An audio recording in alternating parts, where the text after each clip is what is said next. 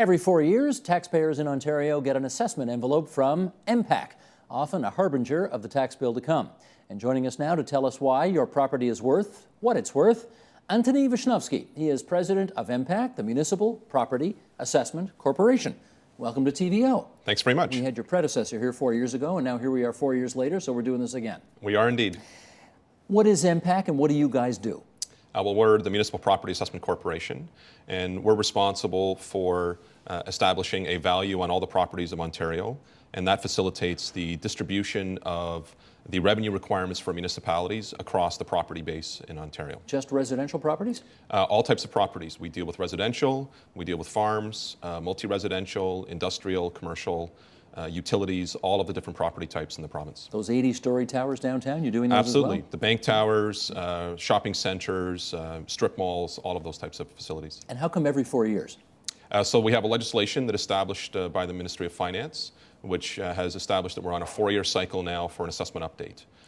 As part of that legislation, the government has also introduced the concept of a phase-in. So we determined the change of value that has occurred in the last 4 years, so between January 1st, 2008 and now January 1st, 2012.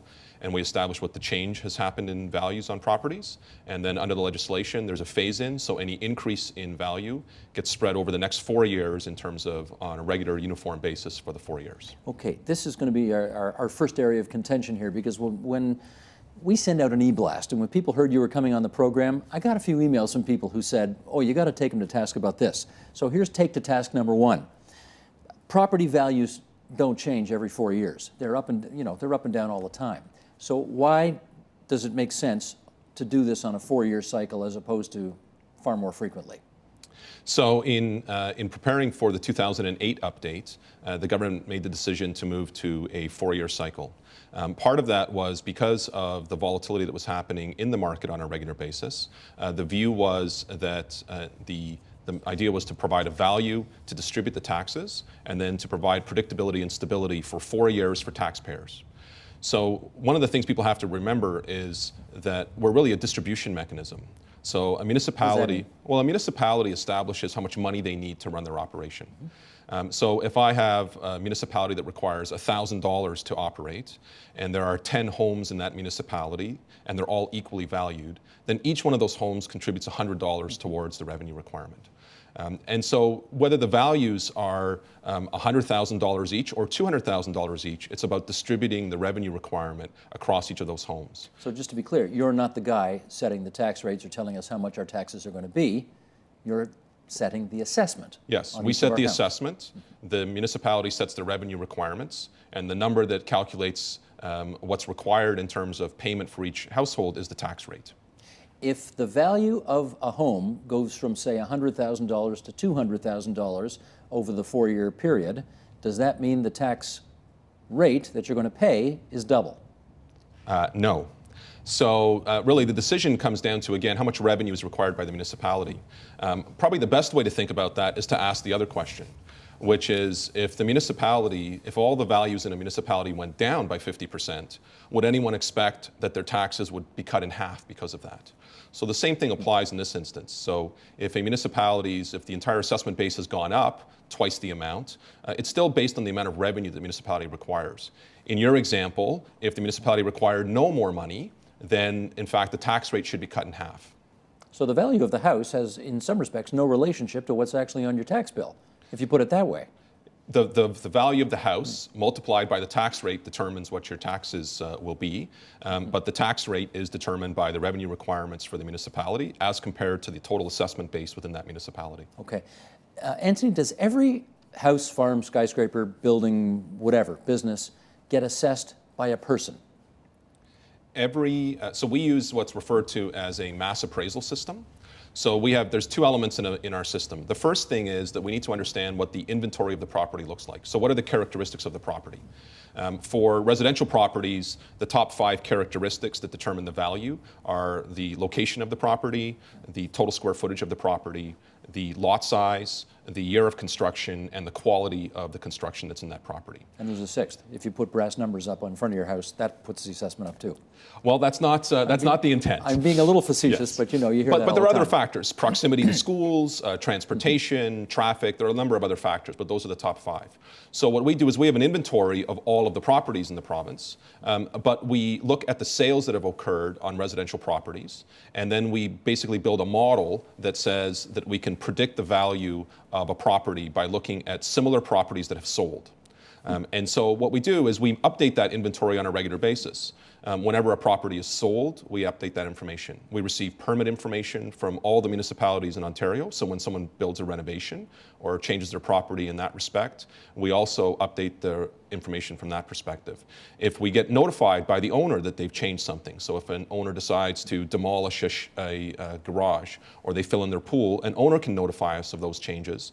And then from that, we update our inventory, and therefore the values will change. But does a person actually do it? We have people, whenever we receive a trigger for something like a permit, we actually will go out and inspect the property. Because obviously you can't, you haven't got enough staff to send everybody out everywhere, right? That's right. We don't inspect 4.2 million properties, residential properties, every year, because that is just unfeasible. But certainly when we are given a trigger on a property, we will go out and look at it. We're going to bring up some graphics here, and we're going to take a look at some of the average increases since 2008. Let's bring this up if we can here. Farmland in the province of Ontario is up a whopping 34% on average, with some land up much more than that. For example, some farms in the Greenbelt around the Greater Toronto area are up actually 41%. Residential property values averaged an 18% increase. Waterfront properties also up 12%. The biggest residential gains came in Ottawa and the Greater Toronto area, where values went up 20 to 30%. Assessments in Southwest Ontario and the Niagara region came in well below the provincial average. Windsor, not quite a 1% increase, and Niagara between 3 and 12%. So let's dig into these numbers a bit. What big jump in farm assessments? How come? Well, farmland is in very high demand in Ontario. And so what we found is that certainly the demand for land to continue to be farmed is a very strong commodity in terms of land values in Ontario. And we don't actually, we reflect the information that is provided by market. And in fact, we produced a market snapshot document this year which reviewed what had happened with farmlands. And within that, we have commentary from the Ontario Federation of Agriculture.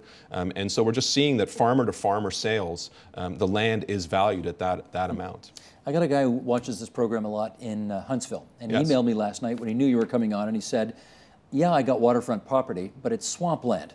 They think I'm waterfront, so they knock my assessment rates way up. In fact, it's swampland. It's not beautiful, pristine Muskoka waterfront, as you might infer, and therefore I'm being unfairly targeted.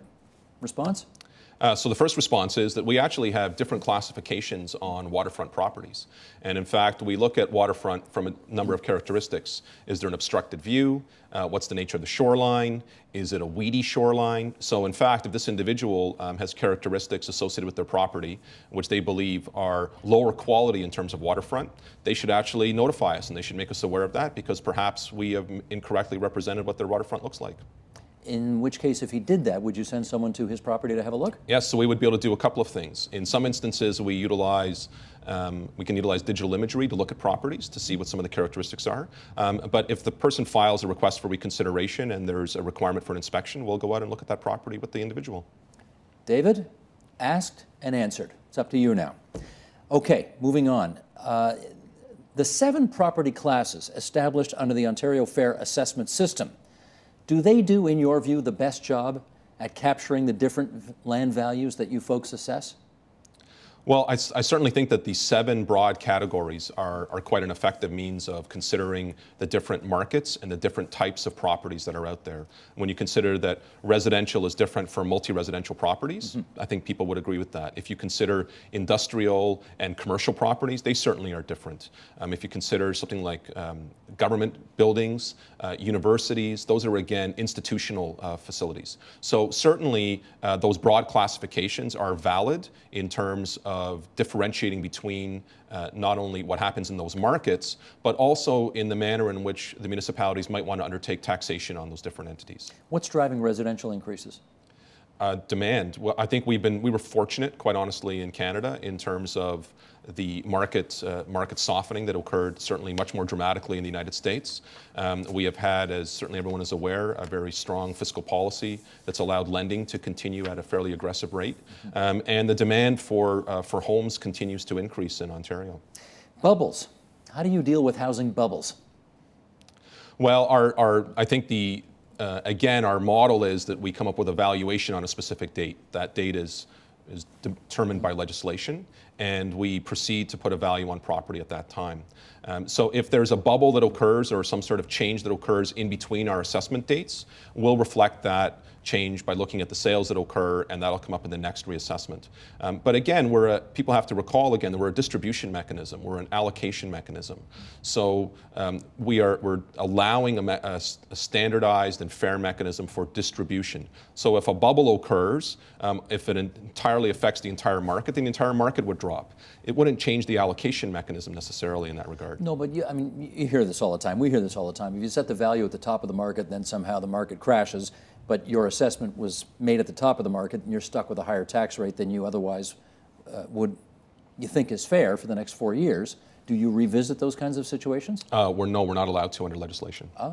So how do people feel like they are justly treated under those circumstances then? Because everyone on that valuation date, in this instance, January 1st, 2012, was being treated fairly. So everyone was treated under the same circumstance at that time, and everyone will be treated under the same circumstance when we reassess again in 2016. Okay. If you do market value assessments, which you do you go back, say, 4 or 8 or 12 years later and actually look and see how accurately you got it and whether, in fact, what the house sold for all those years later was what the value that you appraised it at? So we constantly monitor sales. In fact, for residential properties, it's the primary method for us valuing properties.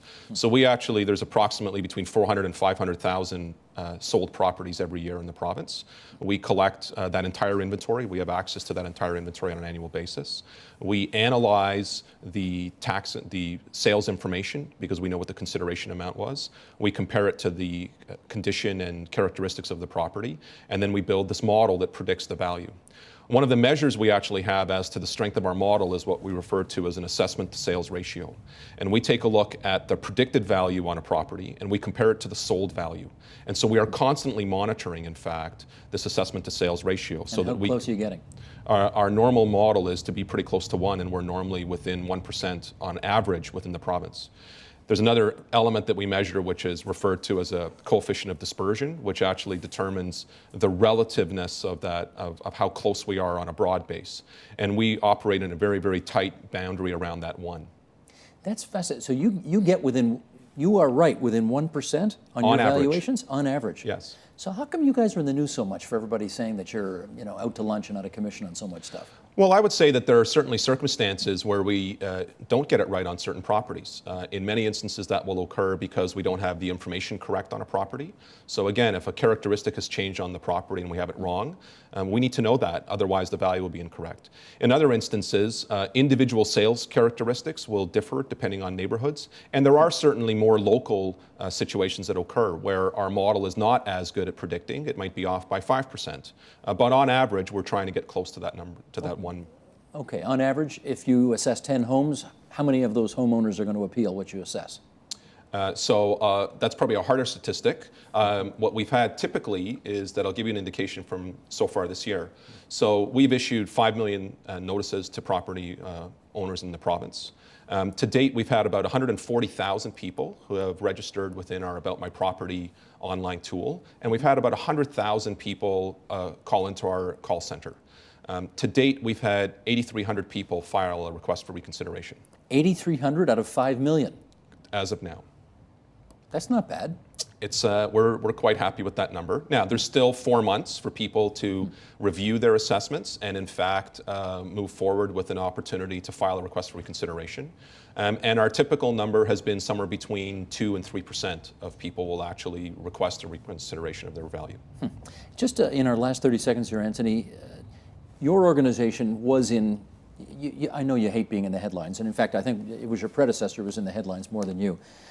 It's happening less and less now, but it's still one of those organizations in government that people love to take shots at because they're angry at something. Do you think you've turned the corner on all that yet? I think people have a much stronger understanding of, first of all, real estate markets and what's happening with market value. And I think people appreciate and are starting to understand that we are this allocation mechanism. We reflect what goes on in the real estate market, and we provide a means for the municipalities to distribute their revenue requirements. Antoni Wisniowski, it's awfully good of you to visit us here at TVO today. He's the president and CAO of MPAC.